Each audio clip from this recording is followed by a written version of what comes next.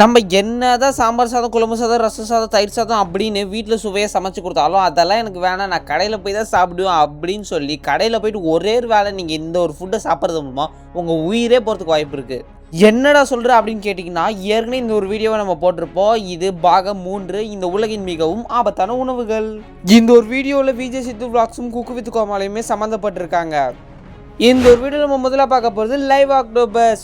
இது என்னடா புதுசாக இருக்குது அப்படின்னு பார்த்தீங்கன்னா, இது உண்மையாகவே பார்த்தீங்கன்னா ஒரு லைவ் ஆனால் ஒரு ஆக்டோபஸ்.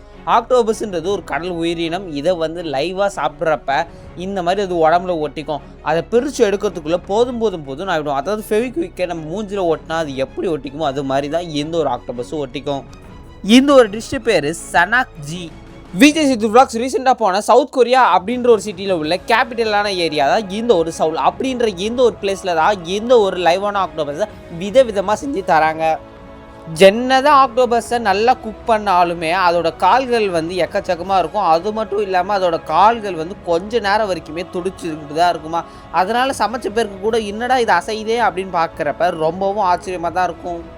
இந்த ஒரு ஆக்டோபஸை சாப்பிட்டு சாவலினா தான் பெரிய விஷயம். ஏன்னா ஒரு வருஷத்துக்கு 6 பேர் இந்த ஒரு ஆக்டோபஸை சாப்பிட்டு சாவுறாங்க அப்படின்றது ஒரு ரிப்போர்ட் வந்திருக்கு. அது மட்டும் இல்லாமல் இந்த ஒரு ஃபுட்டை வாங்குறப்பே warning, don't buy this food, don't try it அப்படின்னு இல்லாமல் சில வார்னிங்ஸ் இருக்குது. அதையும் மீறி நீங்கள் சாப்பிட்றது உங்களோட தலைவிதி.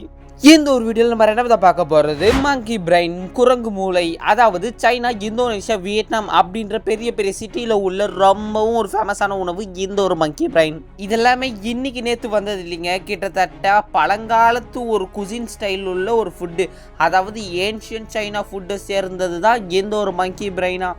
அதுவும் பழையங்காலத்துலலாம் பார்த்தீங்கன்னா அந்த ராஜாங்களுக்கு கூட ஒரு மங்கியோட அந்த ஒரு பிரெயினை சர்வ் பண்ணுவாங்களா. அதெல்லாம் எப்படி இருக்குன்றதா இந்த வீடியோவில் பாருங்கள்.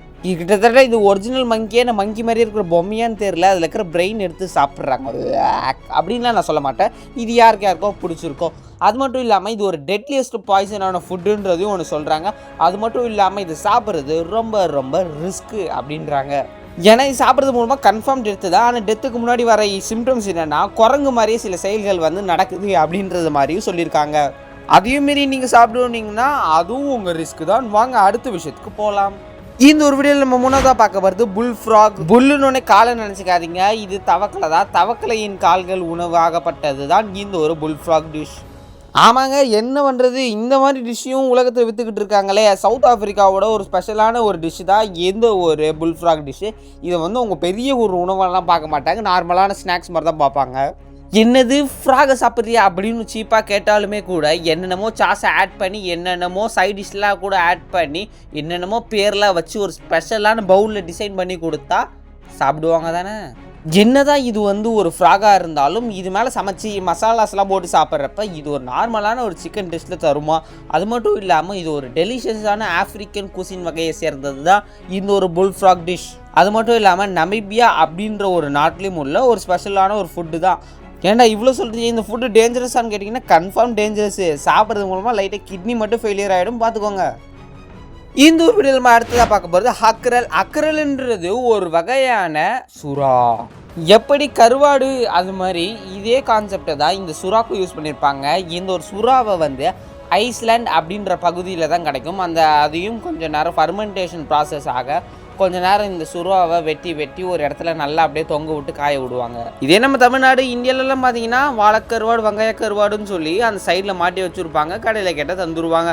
ஆனால் இதே ஐஸ்லாண்ட் அப்படின்ற ஒரு பகுதியில் போய்ட்டு அக்ரல்னு கேட்டால் தான் தெரியுமா. என்னடா இந்த ஒரு டிஷ்ஷெல்லாம் சாப்பிட மாட்டாங்களா, ரொம்பவும் அரிதா அப்படின்லாம் கேட்டிங்கன்னா அப்படிலாம் கிடையாது. இதுவும் சூப்பர் மார்க்கெட்லலாம் விற்கிற மாதிரி தான் சொல்லியிருக்காங்க. அது மட்டும் இல்லாமல் இது சாப்பிட்றது மூலமாக டேஞ்சரஸும் இருக்குது. எப்படின்னு பார்த்தீங்கன்னா நம்மளுக்கு கிட்னியில் இந்த யூரின் சைடெல்லாம் ஏதோ அஃபெக்ட் ஆகிற மாதிரி சொல்லியிருக்காங்க. ஆக மொத்தம் இதுவும் டேஞ்சரஸ் தான், கொஞ்சம் சாப்பிட்றத அவாய்ட் பண்ணிக்கலாம். யாராவது வெளிநாட்டில் போய் கருவாடுன்னு சொல்லி இதை எடுத்து சாப்பிட்ற போகிறீங்க, அப்புறம் உங்களுக்கு தாங்க பிரச்சனை. வாங்க அடுத்ததுக்கு போகலாம். இந்த ஒரு வீடியோவில் நம்ம அடுத்ததாக பார்க்க போகிறது எல்டர் பெரிஸ். என்னடா பார்க்க கருப்பு திராட்சை மாதிரி இருக்குன்னு கேட்டிங்கன்னா இது பேர் எல்டர் பெரிஸ் அப்படின்றாங்க. இது சாப்பிட்றது மூலமாக ரொம்ப ரொம்ப நல்லதுன்னு சில பேர் சொல்லியிருந்தாலும் ரொம்ப ரொம்ப கெட்டதுன்னு நிறைய பேர் சொல்கிறாங்க. இதுக்கான காரணம் இது பார்த்தீங்கன்னா இயற்கையிலே விஷயத்தன்மை வாய்ந்தது அப்படின்றாங்க. அதாவது இதை நீங்கள் சமைக்காமல் அப்படி எடுத்து சாப்பிட்டீங்கன்னு வச்சுக்கோங்களேன், உங்கள் கதை க்ளோஸ். ஏன்னா இதில் டாக்ஸின் அப்படின்ற ஒரு விஷத்தன்மை வந்து அதிகமாகவே இருக்குது. ஆனால் இதை நீங்கள் சமைச்சு சாப்பிட்றது மூலமாக விட்டமின் ஏ, பி, சி அந்த மாதிரி சில நியூட்ரியன்ஸ் அண்ட் விட்டமின்ஸ் இதில் கிடைக்கிறதுக்கு உங்களுக்கு அதிக வாய்ப்பு இருக்குது. சரி, திடீர்னு இதை சாப்பிட்டீங்க, என்ன மாதிரியான சிம்டம்ஸ்லாம் உங்களுக்கு வரும்ன்றதை நான் உங்களுக்கு சொல்லிட்டேன். இதை நீங்கள் 3 விதமாக கண்டுபிடிக்கலாம். முதல் வந்து நாசுயா, அது நெக்ஸ்ட்டு வாமிட்டிங், 3வது டயரியா. இந்த ஃப்ரூட்டு என்னதான் அப்படி உங்களுக்கு சாப்பிடணும்னு தோணுனா கூட ப்ரெக்னெண்ட்டாக இருக்கிற லேடிஸும் அது மட்டும் இல்லாமல் தாய்ப்பால் தர அம்மாக்களுமே இது சாப்பிடவே கூடாது. ஏன்னா இது வந்து குழந்தைகளுக்கும் அவங்க அம்மாங்களுக்கும் ஒரு விஷமாக மாறி 2 பேருமே கொன்னுடும். ஒரு மிகவும் விஷத்தன்மை வாய்ந்த ஒரு ஃப்ரூட்னா அது இந்த ஒரு எல்டர்பெரிஸ். என்னதான் இது சாப்பிட்டு அட்வான்டேஜில் விட்டமின் ஏபிசி கிடச்சாலுமே இதில் இருக்கிற டிஸ்அட்வான்டேஜ் சாப்பிட்டோன்னே உங்களுக்கு சில பிரச்சனைலாம் தரதுனால இதுவும் ஒரு டேஞ்சரஸான ஒரு ஃப்ரூட்டு அப்படின்றாங்க. அதனால் என்றைக்காவது இது கருப்பு திராட்சை மாதிரி இருக்குன்னு எடுத்து வாயில் போட்டுக்காதீங்க, உங்களுக்கு பின்னாடி ரொம்பவும் பெரிய ஆபத்து இருக்குது. இந்த ஒரு எல்டர்பெரிஸை நீங்கள் சரியான முறையில் சாப்பிட்லின்னா இதில் சைடைடுன்னு ஒன்று இயற்கையாகவே இருக்குது. சாப்பிட்றது மூலமாக உங்களுக்கு எக்கச்சக்கமான பிரச்சனை வந்து டெத்து கூட ஆகலாம்.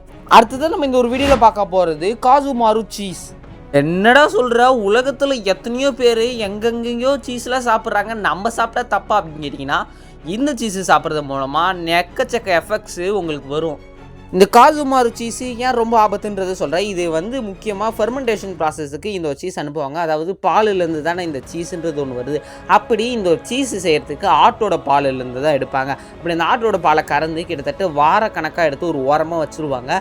அதில் நிறைய ஈக்கள் வந்து முட்டையெல்லாம் போட்டுவிடும். சேஃப்டியான பிளேஸில் தானே வைக்கணும், ஆனால் இவங்க இப்படி தான் வைப்பாங்க. அது மட்டும் இல்லாமல் அடுத்தது ஒரு குகைக்குள்ளே ஒன்று மாதிரி வைப்பாங்க. அப்போ ரொம்பவும் இருட்டான இடத்துல ஒரு 2லேருந்து 3 மாதம் வைக்கிறப்ப புழு இதுலேருந்து ஃபார்ம் ஆகும். அப்படி இதில் புழு ஃபார்ம் ஆச்சுன்னா இது ரொம்பவும் மோசமான ஒரு உணவாயிடுச்சு இப்போ. ஆனால் இதை சாப்பிட்றவங்க என்ன சொல்கிறாங்கன்னா, இந்த புழு உருவானதுக்கு அப்புறம் தான் இந்த ஒரு ஃபுட்டு ஒரு முழுமையான ஒரு ஃபுட்டாக மாறுது, இதுக்கப்புறம் தான் இதை எடுத்து நீங்கள் சாப்பிடணுன்றாங்க. இப்போவே இது குப்பையில் போடுற மாதிரியான நிலைமைக்கு தான் வந்துருச்சு. ஆனால் இதை நீங்கள் சாப்பிட்டீங்கன்னு வச்சுக்கோங்கல்ல, மைண்டு கர்ரு, நீங்கள் டர்ரு. இது வந்து பார்த்திங்கன்னா ஒரு ட்ரெடிஷ்னலான யூரோப்பியன் டிஷ்ஷு. இது மட்டும் இல்லாமல் இது நீங்கள் சாப்பிட்றது மூலமாக ரொம்ப ஆபத்து அதிகம் உங்களுக்கு தான். அதையும் பார்த்திங்கன்னா இது வந்து இட்டாலியனில் உள்ள பிளாக் மார்க்கெட்டில் மட்டும்தான் உங்களுக்கு இந்த ஒரு சீஸ் வந்து கிடைக்கும். மற்றபடி நார்மலாக உங்களுக்கு கிடைக்காது. ஏன்னா இது ரொம்பவும் ஆபத்தான ஒரு ஃபுட்டு இல்லை. ஓகே, வாங்க அடுத்து என்ன உணவுன்றதை பார்க்கலாம். இந்த ஒரு வீடியோவில் நம்ம அடுத்ததாக பார்க்க போது டைகர் பஃபர் ஃபிஷ், அதாவது ஃபுகூன் அப்படின்னு சொல்லுவாங்க. இந்த உலகத்தில் உள்ள மோஸ்ட் ஐகானிக் டேஞ்சரஸ் சீ ஃபுட்டுனா அது இந்த ஒரு பஃபர் ஃபிஷ் தான் சொல்லுவாங்க. காலங்காலமாக ஜாப்பனீஸ் குசின்ஸில் இந்த ஒரு பஃபர் ஃபிஷ் மீனையும் சாப்பிடுவாங்க. ஜப்பானில் இந்த ஒரு ஃபிஷ்ஷுக்கு ஃபுகுன்ற பேர் வச்சுருக்காங்க. இது சாப்பிட்றது ரொம்பவும் ஆபத்து, கிட்டத்தட்ட டெட்டுக்கு சமம். அது மட்டும் இல்லாமல் இதில் நியூரோடாக்சின்ஸ் அப்படின்ற ஒரு விஷத்தன்மை இருக்குது. இதில் வந்து கிட்டத்தட்ட ரொம்பவும் விஷத்தன்மை இருக்கிறதுனால செஃப்புங்களே பார்த்து தான் சமைப்பாங்க. இது சமைக்க ரொம்பவும் நேரம் ஆகும். இந்த ஒரு மீன் சைனேடோட ரொம்பவும் கிட்டத்தட்ட 1200 மடங்கு அதிகம் விஷத்தன்மை வாய்ந்தது தான் இந்த ஒரு பஃபர் ஃபிஷ். ஒரு பஃபர் ஃபிஷ்ஷை சமைச்சு ஒரு 30 பேருக்கு கொடுத்தா 30 பேருமே கொன்னுடுமா இந்த ஒரு விஷத்தன்மை. ஜாப்பனீஸ் ரெஸ்டாரண்ட்டில் உள்ள ஒரு ப்ரெஸ்டீஜான ஒரு டிஷ்ஷு தான் இந்த ஒரு பஃபர் ஃபிஷ் டிஷ்ஷு. இந்த ஒரு டிஷ்ஷை எடுத்தோன்னே எல்லாருமே செய்ய விட்டுற மாட்டாங்க. இந்த பஃபர் ஃபிஷ்ஷை செய்யணும்னா அதிகமான ட்ரைனிங்கும் நிறைய அந்த குக்கிங்கில் உள்ள எக்ஸாம்ஸ் எல்லாம் முடிச்சிருக்கணும். அப்படிப்பட்ட செஃப்பால் மட்டும்தான் இந்த ஒரு பஃபர் ஃபிஷ்ஷை செய்யவே விடுவாங்களாம். கிட்டத்தட்ட ஒரு வருஷத்துக்கு 10,000 டன்ஸ் ஆஃப் இந்த ஒரு ஃபுகுன்ற ஃபிஷ்ஷு வந்து சேல்ஸ் ஆகிட்டு இருக்குது. ஜப்பானில் உள்ள ஒரு ஹோட்டலில் கிட்டத்தட்ட 1100 வருஷமாக இந்த ஒரு ஃபுகு ஃபிஷ்ஷை வந்து சேல்ஸ் பண்ணிக்கிட்டு விற்றுக்கிட்டு இன்னுமே சூப்பராக பண்ணிக்கிட்டு வராங்களாம். இந்த ஒரு வீடியோவில் நம்ம அடுத்ததாக பார்க்க போகிறது ஸ்டார் ஃப்ரூட். இந்த உலகத்தில் உள்ள மோஸ்ட் டெட்லியஸ்டான ஃப்ரூட்டில் இந்த ஒரு ஃப்ரூட்டு ஒன்று. இதுக்கு பேர் ஏன் ஸ்டார் ஃப்ரூட்டுன்னு வந்ததுன்னா இதோட ஷேப்பு பார்த்தா ஸ்டார் மாதிரியே இருக்குல்ல, அதனால தான் ஸ்டார் ஃப்ரூட் அப்படின்னு வந்து தான்.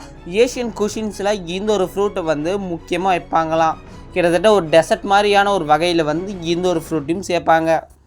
இந்த ஒரு ஃப்ரூட்டை சாப்பிட்றது மூலமாக விட்டமின் சி கிடைக்கும். உங்களோட ஒயிட் பிளட் செல், அதாவது இம்யூன் சிஸ்டத்தை இன்னுமே பவர்ஃபுல்லாக மாற்றி தரும்.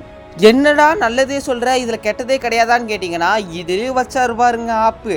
அதாவது இதுலேயும் பார்த்தீங்கன்னா நியூரோடாக்சின்ஸ் அப்படின்ற ஒரு விஷம் இருக்குது. இது ரொம்பவும் கொடியது, அதனால் சாப்பிட்றது ரொம்பவும் நல்லது கிடையாது அப்படின்ற மாதிரிலாம் சொல்கிறாங்க. கிட்னிக்கு சில ப்ராப்ளம்ஸ்லாம் வரும் அந்த மாதிரி சொல்கிறாங்க. அதனால் இதை தவிர்த்துடுங்க. என்னதான் நான் சொல்கிற டிஷ்ஷு ரொம்ப ஆபத்தாக இருந்தாலும் இந்த உலகத்தில் ஏதோ ஒரு மூலையில் இந்த ஒரு டிஷ் எல்லாமே ரொம்பவும் சேல்ஸ் ஆகிட்டு இருக்குது. அதனால் இதெல்லாம் நீங்கள் எப்போயாவது எங்கேயாவது சாப்பிட்ற போகிறீங்க, ரொம்பவும் ஜாக்கிரதையாக இருங்க.